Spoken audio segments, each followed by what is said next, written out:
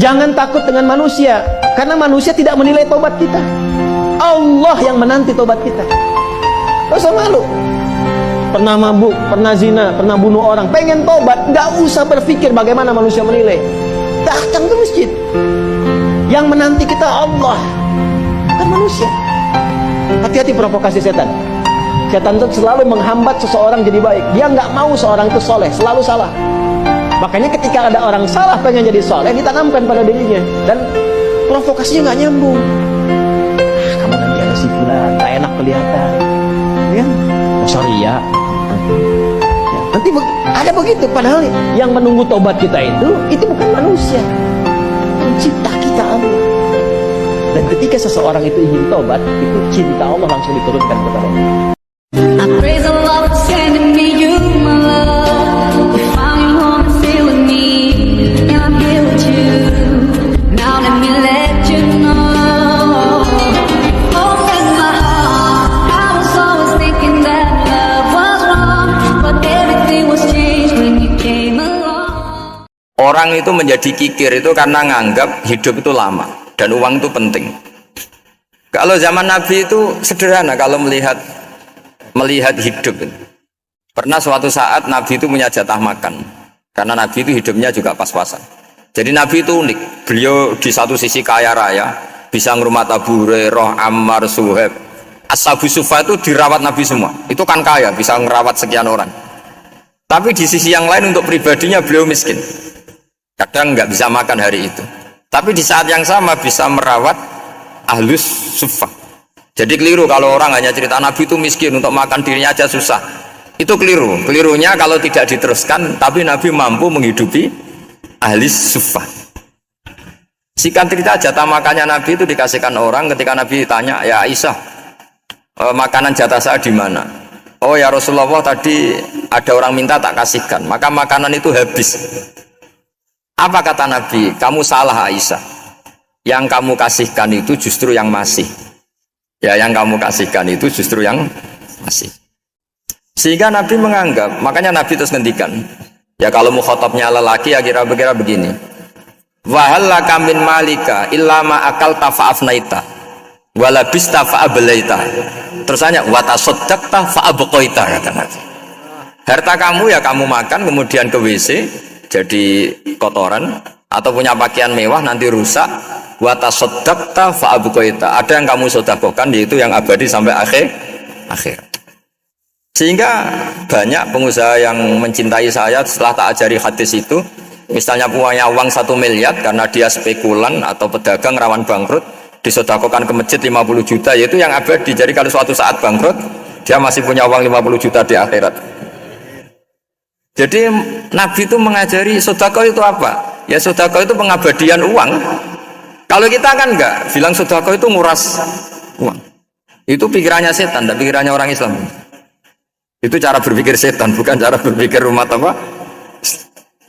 Sehingga Sayyid Ali Zainal Abidin itu kalau ada orang minta, kemudian beliau ngasih, itu beliau bilang gini, marhaban biman hamala zadi ilal akhirah.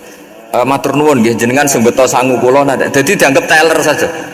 Orang yang minta uang beliau itu dianggap tukang nyatet bank itu. Karena sudah ditabungkan, ya sudah.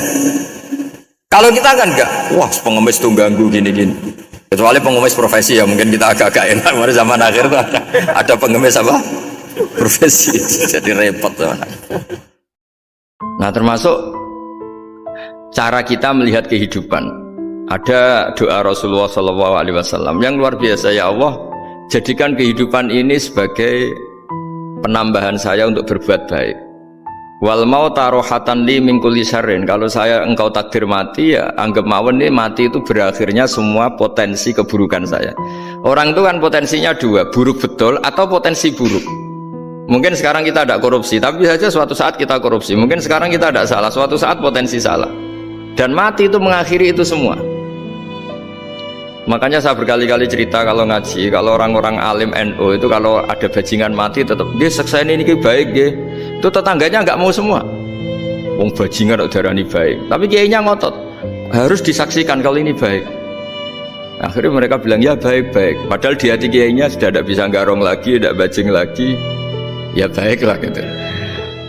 Jadi sehingga orang-orang soleh itu melihat hidup itu ya biasa, melihat mati itu biasa, karena hidup adalah sarana kita menambah kebaikan, dan mati adalah akhir dari segala keburukan kita atau potensi keburukan kita. Jadi Islam itu mengajarkan kita gimana menghadapi kehidupan, juga gimana menghadapi apa? Kematian. Kabeh sing gremeng bumi Allah nanggung rezeki ini. Cara Allah mulai ambekan ya rezeki, sampean ngirup oksigen ya iku akal-akalane sampean bang rezeki dhuwit iki. Sehingga ketika kira di duit terus janggal jari wa min dabatin fil ardi la ala rizqu apa aku ra di duit ra di beras. Nah, iku jenenge maknani Quran menurut karepe dhewe. Nah iki sing paling rusak tatanan bolak-balik terus nuruti karepe napa? Dhewe. Ada orang preman agak suka malak orang gitu, tapi nak sholat tenan, tapi ya malak. Nah jadi contohnya ya kayak usah takok. Ya fase itu macam-macam, preman ono ngegeng delok wong wedok ono delok dangdutan terus ono macam-macam. Tapi nak sholat khusyuk. Ada seorang wali yang mangkel itu gunanya apa kowe sholat wong ijek fasik. Jawab orang tadi, saya masih hafal kalimatnya yang diceritakan Habib Zain. Ada'u lisulhi maudian, saya tetap ingin ada alasan saya berdamai dengan Allah. Jadi aku nak pas maksiat itu kan hubungan saya dengan Allah kurang baik, maka saya tetap akan menjaga 1-2 perilaku saya yang saya menjaga perdamaian dengan Allah. Istilahnya dalam bahasa Arab, ada'u lisulhi maudian, saya tetap punya sisi musolahah berdamai dengan Allah. Sehingga suatu saat mungkin Allah sang pas ridho, sholatnya dia makbulah, kemudian dia jadi wali. Makanya kita ini nggak pernah tahu Allah ridho pas kita apa, juga nggak pernah tahu Allah benci pas kita apa. Sehingga raiso sampean muni apa gunane kaji nek ijek lakuane ngono, apa gunane ngaji Minhajul Thalibin iki ora usah ngono. Saya pas sampean ngaji, pas ra paham, terus ridho mek kodok kodar. Wah diridani pangeran, wong kondang tenan, wong ra paham kok ridho mek kodok kodar. Sing paham ujug, wong goblok kabeh sing pinter aku kok. Waduh, nyara lah kula nang. Jadi kita tidak pernah tahu Allah itu meletakkan ridhonya di mana, meletakkan sukhtunya di mana.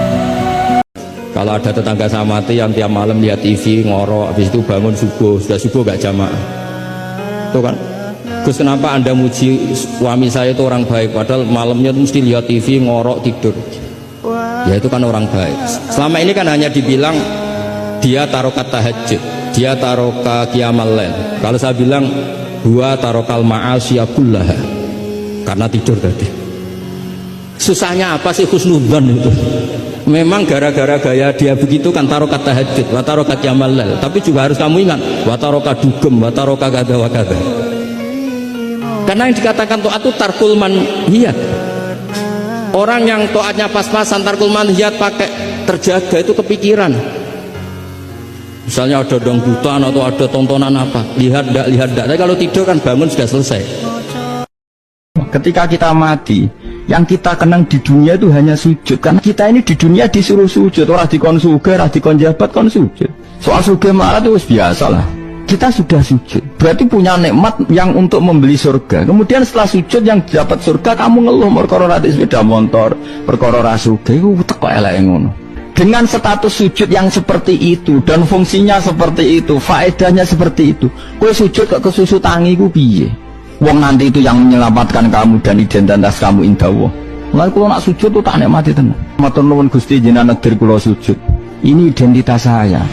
Jadi kalau Anda sholat kok masih sering salah, dan saya yakin semua orang juga gitu, kalau nggak nabi, nggak wali itu ada ya kesalahan-kesalahan yang tidak fatal-fatal banget, karena ada kebaikan yang Anda lakukan, yaitu ketika Anda dipanggil, Anda istijabah, Anda mengiyakan dengan menghadap. Ya, itu sudah bagus. Nah setelah menghadap ternyata disuruh apa itu tidak nurut. Disuruh apa gak nurut itu satu kesalahan yang tidak mengganggu poin pertama tadi, Anda menghadap. Sehingga banyak cerita di hadis-hadis, ada sahabat yang zaman itu tidak soleh-soleh banget. Zaman itu ketika Nabi saya ini mau sholat ya Rasulullah, tapi jangan diminta berhenti dari begini-begini. Beliau menyebutkan sekian kemungkaran sahabat tadi. Nabi komentarnya itu sayan hahumayakul. Nanti kalau sering sholat lama-lama ya enggak begitu. Nah ini kelirunya kita sebagai manusia. Lama-lama juga baik itu kita kira itu terus harus sekarang gitu loh. Ya itu keliru, harus sekarang itu keliru. Bisa saja kita ini setiap sholat pasti sudah ditulis Allah nanti itu mati baik. Lala nanti habis asar sebelum kita maksiat sudah mati, habis sisa sebelum kita maksiat lagi sudah mati. Jadi barokahnya sholat itu ada waktu yang potensi ya, potensi sholat itu akhir kenangan kita, sholat itu identitas kita, sholat itu status kita. Makanya Nabi kalau berdoa itu unik, ya siapa yang disiksa di dunia karena dosanya, fawahu akramu min ayyus sanniya uqubatahu fil akhir. Kalau ada orang salah, kalau di dunia sudah dikasih sanksi, Allah itu lebih mulia untuk mengulang nanti di akhirat. Akram itu Allah terlalu mulia, maksudnya orang kepikiran, wis males ya selesai, tidak akan di. Kalau sampean kan enggak, masih ingin lagi. Jadi itu cara berpikir apa? Nubuah. Jadi berpikir nubuah itu beda. Makanya Nabi itu paling marah itu kalau suatu kebaikan jadi problem. Mu'ad bin Jabal itu pernah ngimami lama sekali. Dan yang makmum itu akhirnya mufarokoh. Dulu belum ditemukan fikih, tapi orang ini sudah berani mufarokoh. Jadi ini termasuk mujtahid. Sebelum tahu Fathul Mu'in, tahu Wahab, dia sudah berani mufarokoh. Jadi sudah luar biasa. Ketika dia mufarokoh, komentarnya Mu'ad, dia munafik. Sholat belum selesai kok mufarokoh. Singkat cerita Mu'ad melaporkan itu ke Rasulullah. Si tukang penggembala ini juga melaporkan ini ke Rasulullah. Tapi apa kata Rasulullah? Yang Rasulullah itu yang bela, malah bela yang penggembala tadi. Afattanun anta ya Mu'ad, kamu itu tukang fitnah. Agama ini kalau kamu model begitu orang lari. Basyiru wala tunafiru, yassiru wala tu'asir. Padahal ini baca Quran panjang, harusnya akan ibadah. Tapi karena ini menjadi problem sosial, orang menjadi tidak nyaman jamaah, itu sudah disalahkan Nabi. Karena tadi, kalau agama ini jadi problem, maka masalah besar. Makanya Quran kalau mencibir kita, falola in kuntum ghaira madinin tarji'unaha in kuntum shadiqin. Kalau kamu merasa dijaya, mbok jangan mati, mbok jangan tua. Sudahlah hidup terus, dijaya kok mati gak keren. Orang top kok mati itu gak keren. Jadi Allah cara gojlek, ya sudahlah kalau kamu hebat jangan mati gitu. Nah sholat tuh mengingatkan itu terus. Sampai kita bilang inna sholati wa nusuki wa mahyaya wa mamati lillahi rabbil alamin. Gusti, saat ini saya ikrarkan hidupku, matiku semuanya terserah Engkau. Nah lagi-lagi tadi, ketika kita bilang cincin ini lebih kuat ketimbang kertas, Anda salah. Karena itu hanya secara materi. Kuat tidaknya terserah yang mengendalikan. Karena saya punya rencana menghancurkan cincin ini, besok mau saya lebur, sementara saya mau mengabadikan kertas ini. Nah disinilah terus kita diajari misalnya di surat Yasin yang populer, Allah itu siapa? Allah itu subhanalladzi biyadihi malakutu kulli syai', yang mengendalikan semua sesuatu. Makanya sholat itu menjadi penting. Gusti, ketika saya didiamkan oleh kesalahan-kesalahan saya, antokoni karomuka, maka saya digerakkan oleh sifat lomane jenengan. Itu perasaannya hikam. Misalnya sampean ngerasa dosamu akeh terus rawani donga, ngerasa salahmu akeh terus ngerasa ora ahli swarga. Niku jare hikam, Gusti kula nek eling salah kula kok ora pantes mlebu swarga. Tapi nek eling lomane jenengan nggih pantes mawon. Lha iku dindut wong ngono niku wis dindut. Dina eling dosamu sampean akeh kan gak pantes mlebu swarga. Tapi nek eling jembare rahmati Allah nggih pantes mawon. Dadi wong nek ora kelase ora sama maksa. Tugale. Wayah ku sunah Rasul. Mulane iki kesunatan wayah. Sing diwayah Nabi ku bangga dul. Sapa sing ra bangga di mantu Kanjeng Nabi. Lah di mantu raimu ku bangga tau. Mbok ya wong ngilo. Bangga. Ku Nabi ku ganteng, pengaruhe gede, pinter. Sing dadi pire seneng, dadi mertuane seneng, dadi garwane ya seneng. Saiki kowe. Maksudku ya wis salah nek kowe misale ben wae wae siap nampa piring, gelas, mangkok. Dong. Gak apa-apa tiru ya tiru, tapi ya siap nampa piring, gelas, mangkok dan kawan-kawan. Ya siapno tim-tim dokter emergency. Namno pas kena rai ya, Bang. Ya Allah, saya ingin kenal Engkau karena kenal Engkau ini abadi. fi hayati wa ba'da mamati. Tapi kenal manusia itu tidak ada. Akhirnya wiridane Allah, Allah, Allah, Allah. Nikmat. Dan kok soal lali neh ya lali wong jenenge manusia. Aku aja suwe-suwe lali nek bariku eling neh, bariku lali neh. Tapi apapun itu baru kayak ngaji kita ngerti pentingnya kenal Allah Subhanahu wa ta'ala. Kalau kita kenal manusia seharusnya kayak mati tidak bisa nolong kamu. Tapi nak kayak kenal Allah, inna sholati wa nusuki wa mahyaya wa mamati lillahi rabbil alamin. Ketakutan kita jangan-jangan ibadahnya tidak sesuai sunnah Rasul. Setelah sesuai sunnah Rasul kita takut lagi, jangan-jangan memaksa sesuai tapi karena ingin benar. Dan setelah ingin benar, takutnya secara tasawuf ngimani kebenaran itu, bukan ngimani rahmatnya Allah tapi ngimani kebenaran itu. Aslinya jadi ujub. Ujub itu bangga amal diterima karena kebaikannya, bukan karena fadlnya Allah, karena anugerah. Nah, ketakutan-ketakutan ini khas orang soleh. Orang soleh itu kalau nggak sholat takut, setelah sholat takut nggak sesuai syarat rukun. Setelah sesuai semua takut iktimat alal amal, membanggakan kebenaran, tapi bukan membanggakan luasnya rahmatnya Allah Ta'ala.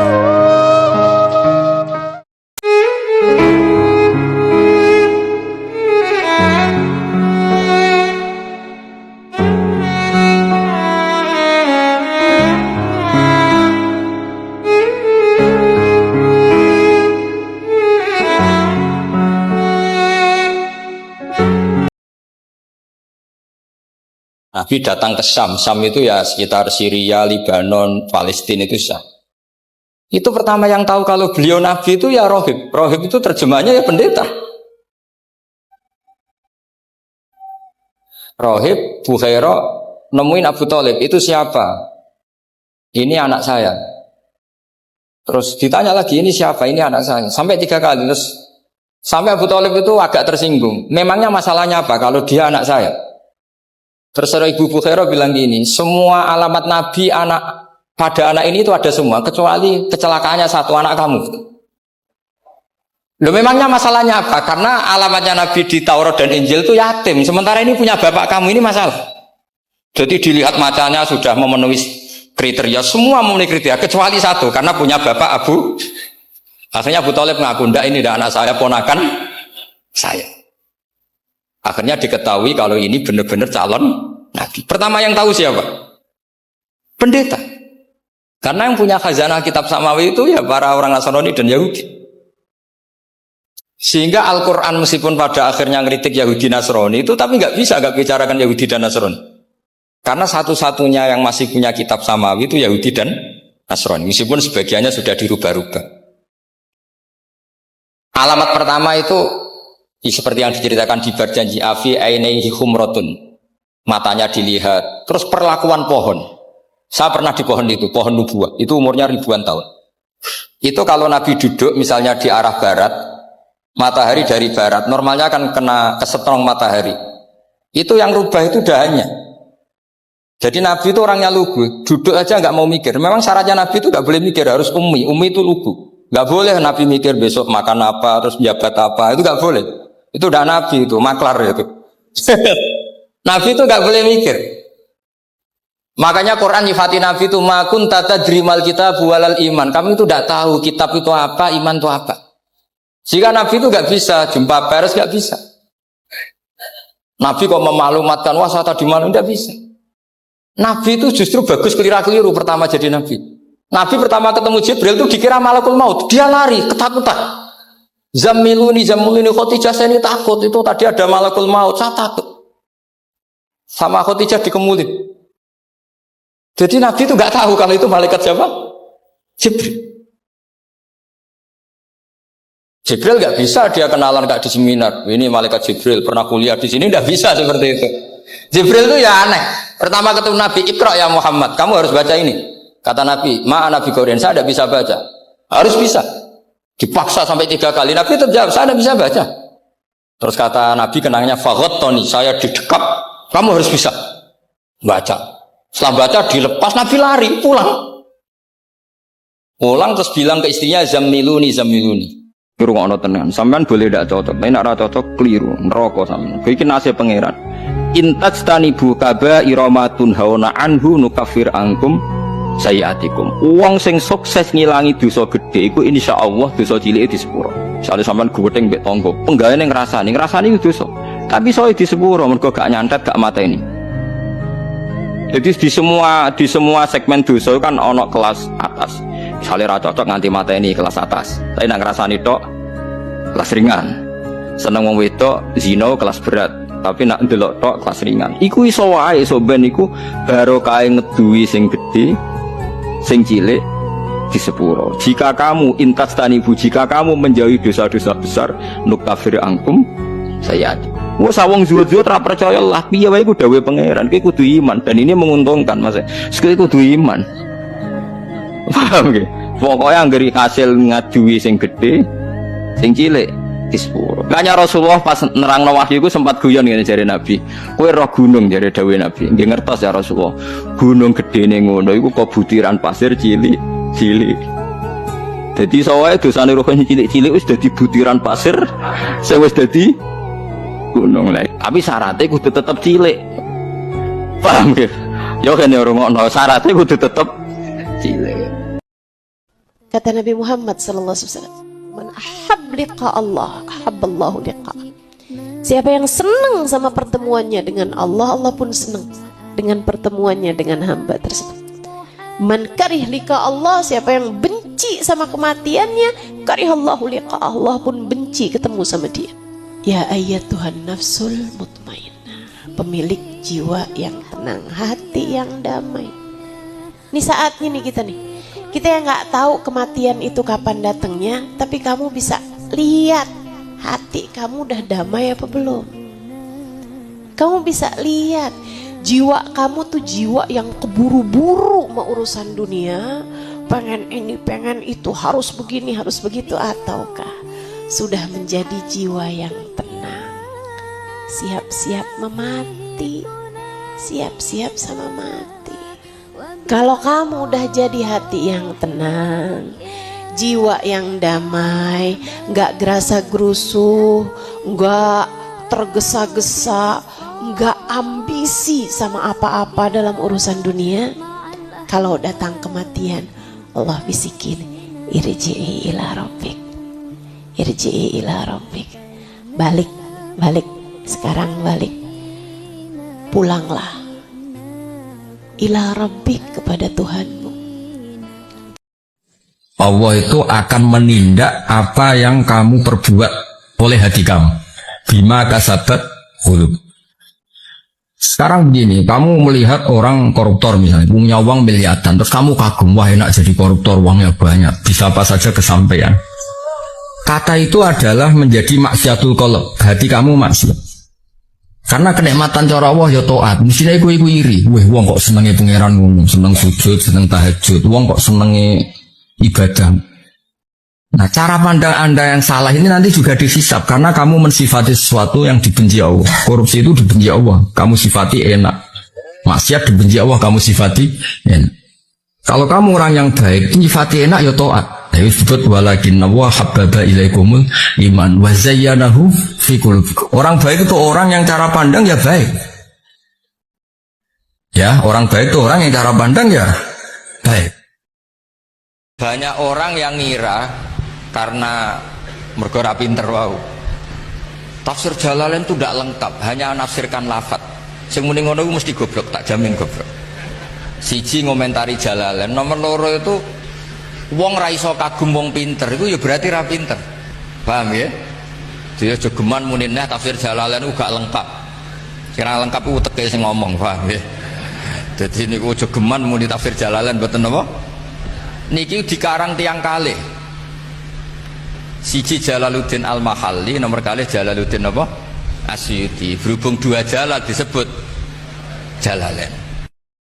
Kalau yang melarang tahlilan, melarang yasinan dikirimkan ke mayit itu punya mustanad, punya sanad. Yang bagi yang membolehkan juga punya sanad. Kalau ada kiai yang kalau pidato nangis itu sanadnya banyak dan benar. Tapi yang uraan kayak Pak Duta Besar juga banyak. Semuanya ada sanad. Jadi kata beliau sederhana saja, kalau al-mani'un, orang yang menolak itu punya sanad, kita yang membolehkan juga punya sanad. Tapi kata beliau dengan enteng, dengan ceria, ini masalah furu'iyah, nggak perlu jadi itharatul fitan wal jidal wal khisom. Kata beliau nggak perlu jadi perdebatan. Makanya pesan saya sama santri-santri kerap ya, sebetulnya masalah kita ini tercerabut dari ilmu. Coba dari awal Anda katakan yang tidak kunut itu Abu Hanifah, yang kunut itu Imam Syafi'i, maka melihat orang tidak kunut itu keren karena Al-Hanafi, pengikut mazhab Hanafi.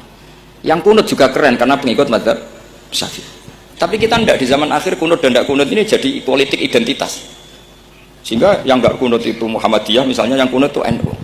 Mana ada Basim Asy'ari sebagai mujaddid atau mujtahid yang mengharuskan kunut, atau Mbah Ahmad Dahlan yang melarang apa? Kunut. Wong dua beliau sama-sama pernah ngaji Syekh Khotib Minangkabau, pernah ngaji Mbah Mahfud ketika di Mekah. Jadi cobalah ilmu itu diperkuat sehingga kita mengatakan kunut adalah sunat menurut Imam Syafi'i, tidak sunat menurut mazhab Abu Hanifah. Sehingga enak sekali karena kita berdasar ilmu.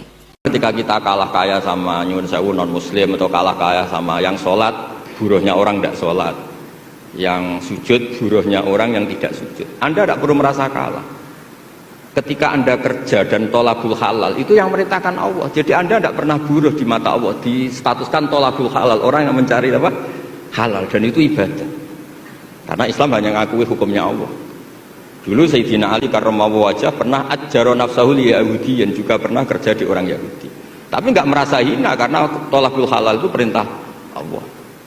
Kenapa kita dikatakan sekarang ini tidur? Karena kita ini sering menyaksikan sesuatu yang sebetulnya tidak ada hubungannya dengan kita. Tidak ada hubungannya dengan kebutuhan kita. Misalnya kita ngelamun, berkhayal, ingin hidup kaya raya, sejahtera, jabat, orang lain anak buah semua. Ternyata itu nggak penting ketika kita di akhirat. Yang penting adalah Anda meninggal dalam keadaan menghamba kepada Allah Subhanahu wa Ta'ala. Saya berkali-kali ngaji, kalau saya berkali-kali bilang, andai kan hati kita nanti direkam Allah, nanti di akhirat sudah direkam, orientasi kita direkam nanti. Pak Agus misalnya ingin punya mobil, punya rumah mewah, punya apa, terus orientasinya gitu. Di depan Tuhan yang menyuruh kita, mensyariatkan kita, inginnya itu ya jadi hamba Allah terbaik, jadi kekasihnya Allah, jadi hamba yang bersujud, dari hamba yang bersedekah. Jadi ini kan tidak sambung. Ada cita-cita versi Allah yang dianjurkan Allah, yaitu bercita-cita jadi hamba yang soleh, yang bermanfaat, yang memanfaati orang banyak. Kemudian ini ada cita-cita yang hadzun nafsi, ingin mapan semua orang anak buah. Hal-hal seperti ini itu harus kita jaga, jangan sampai terjadi. Makanya di semua kitab pertama mendahulukan bab niat. Niat itu ya faman kanat hijratu ilallah wa rasulih fa hijratuhu ilallah wa rasulih. Orang baik itu orang yang orientasinya itu menuju Allah Subhanahu wa Ta'ala. Lalu yang kurang baik adalah orang yang orientasinya itu ya harta, perempuan, pokoknya inginnya itu hal-hal yang kepentingan dirinya sendiri. Nah lalu kenapa kita kadang tidak tahu? Ya tidak tahu itu karena tadi kita kalau tidak wiridan itu tidak punya efek samping kan? Tapi kalau kamu nggak punya uang kan terus lemes. Karena ngerti itu terus uang itu penting, wiridan tidak penting. Nah dari kesimpulan itu sebenarnya kita menjadi bodoh. Karena menjadi bodoh ketika Anda meninggal ternyata uang ini nggak penting, wiridan ini penting. Tapi tahu kita terlambat setelah kita meninggal.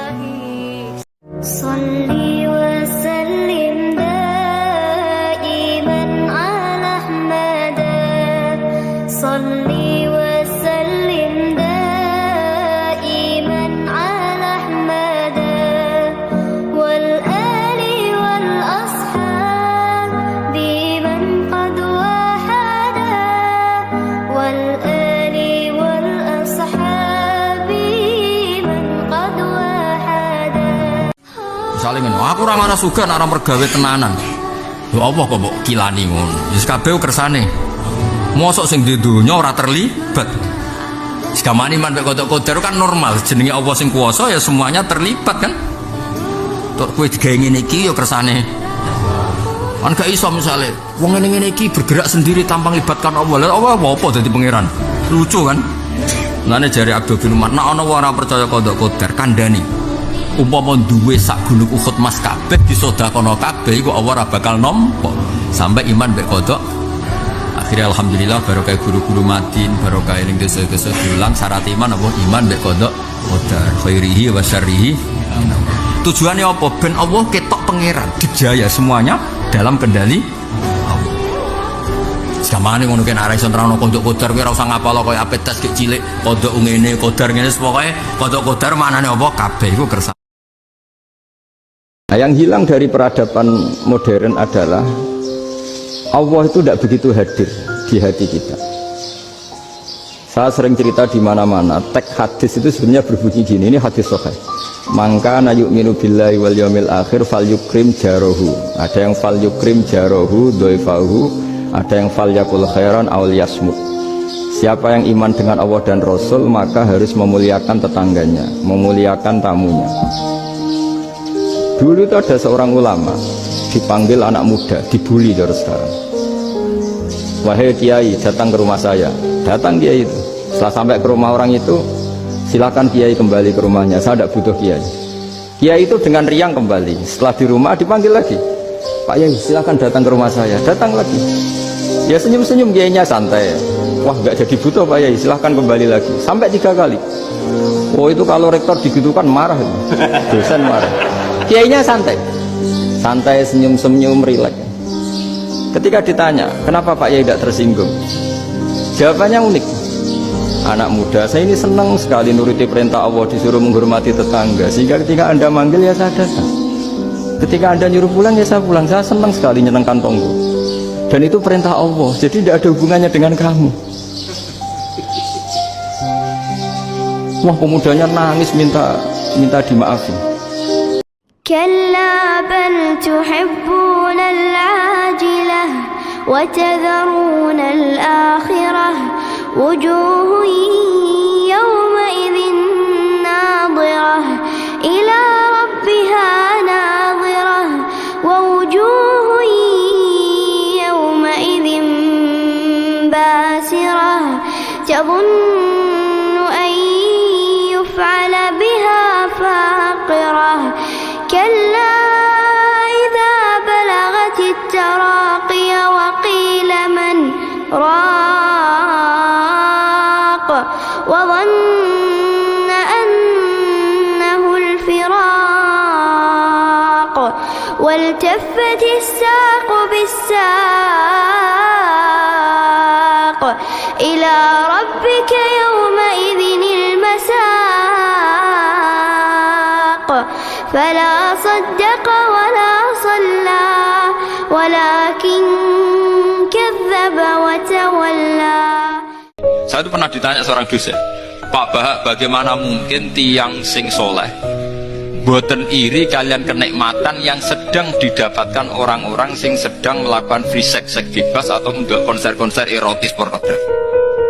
Jawaban kula ngeten, orang soleh yang sejati itu akan lebih bangga, lebih syukur karena ditakdir tidak melakukan itu. Andaikan nanti ada teknologi modern yang bisa mengukur tingkat kebahagiaan orang yang sedang zina dengan perempuan BTS paling gembiranya sekitar 7 misalnya, karena menikmati perempuan. Andaikan ditakar dengan kebahagiaan pulau Pak Alim Gus Afif karena ada zina, itu kebahagiaan kita tentu di atas itu. Wong sing soleh iku ditakdir gak zina iku luwih seneng timbang wong nakal sing saiki nikmati napa? Kuncine lawang suwarga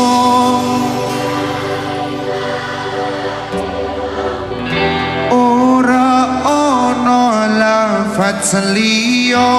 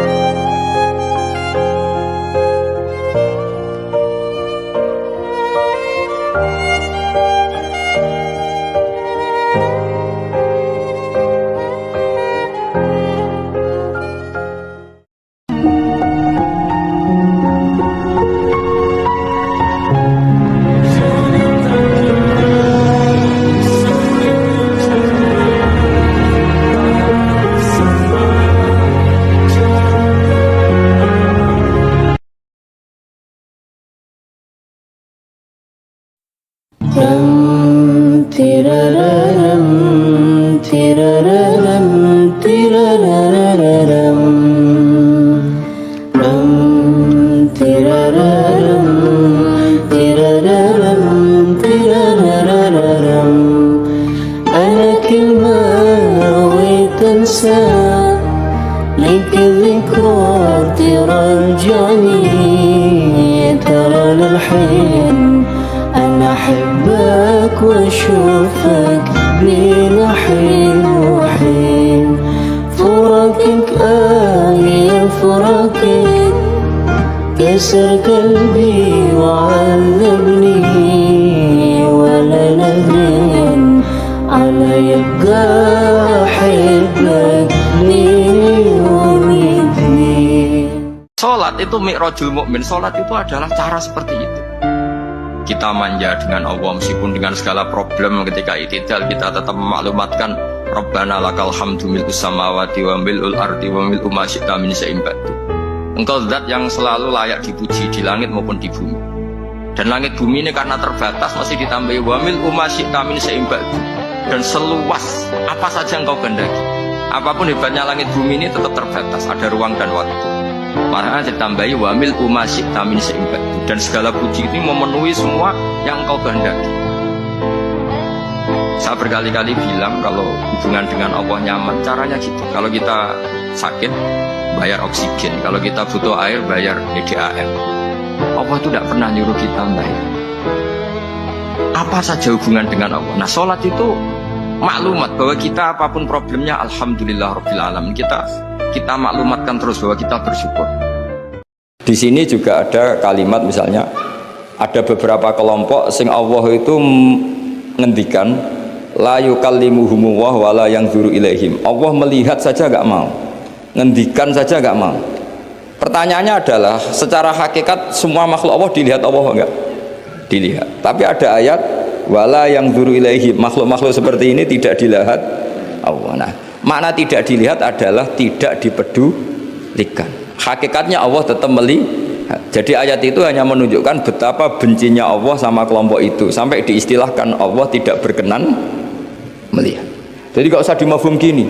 Oh beneran Allah gak delok aku maksiat ra konangan wae kasus kalau seperti itu. Lah ini memang itu balaghah. Jadi ilmu-ilmu yang harus dianalisis secara balaghah.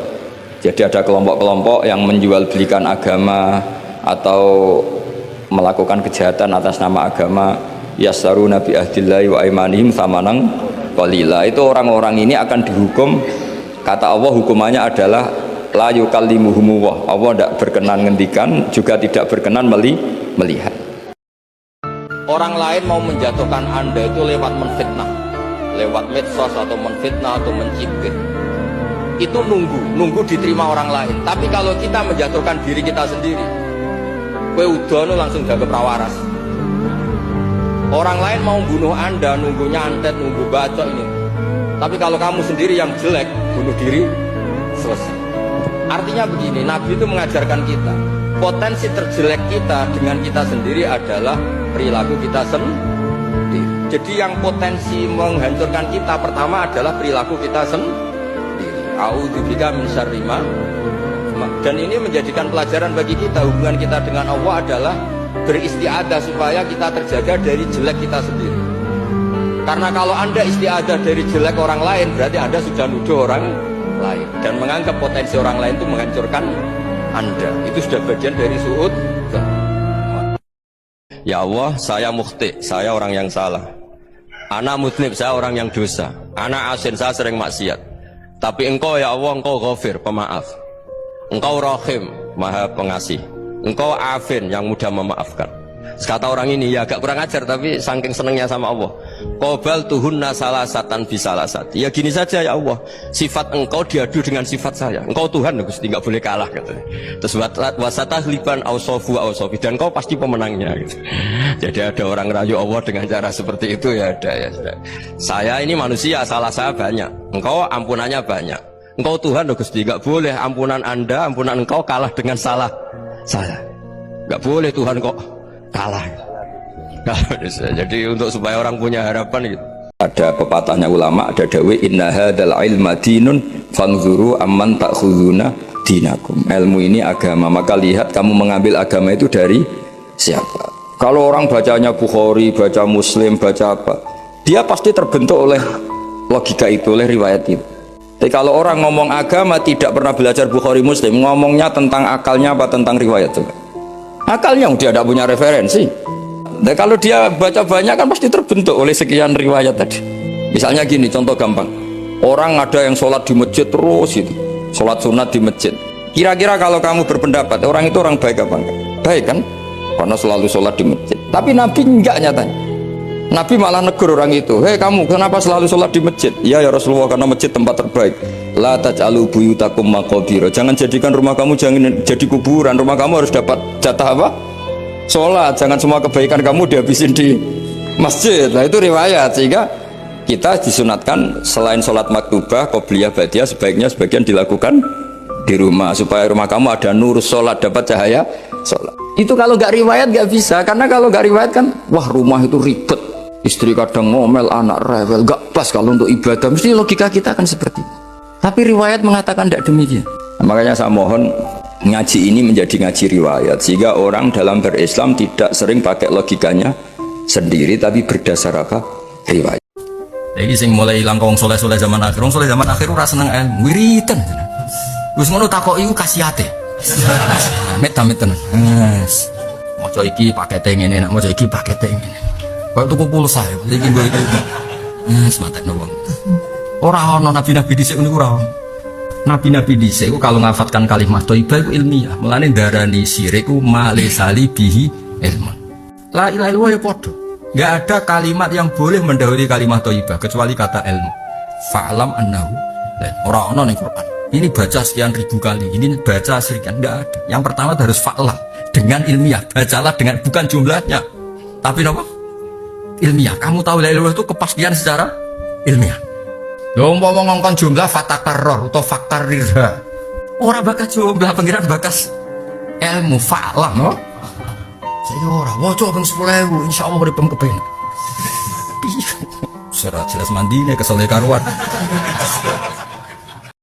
Alaman anak Sa'alaikum abad Ba'dani mu'min Amatin syari'ah. Aku tahu di konco kurang ajar tenan. Wes asli kurang ajar. Ana Gus itu nak rada aneh kan jarene jenenge jadab.